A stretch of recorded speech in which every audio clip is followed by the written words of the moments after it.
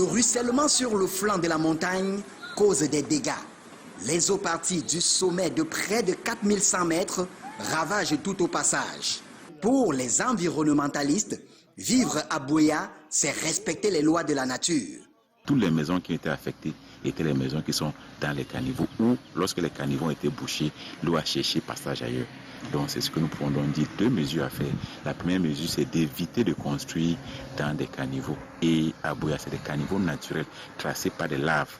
Et après la pluie aujourd'hui, demain, ça peut être l'éruption volcanique. Et nous attendons une éruption volcanique. La dernière a eu lieu en 2011. La construction sur les flancs de collines est un danger. Et le relief de Buea ne facilite pas la tâche. La déforestation sur le mont Cameroun ouvre la porte au désastre, d'où l'appel au respect de l'urbanisme. Il y a la dégradation de l'environnement.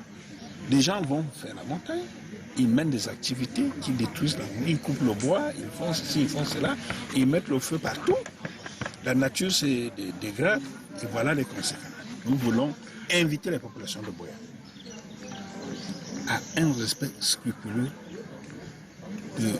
des lois qui gouvernent la norme de construction, qui sont édictées par le maire et les services techniques. Ça s'est aggravé avec l'effet de changement climatique, parce qu'avec les changements climatiques, on devait s'attendre plus.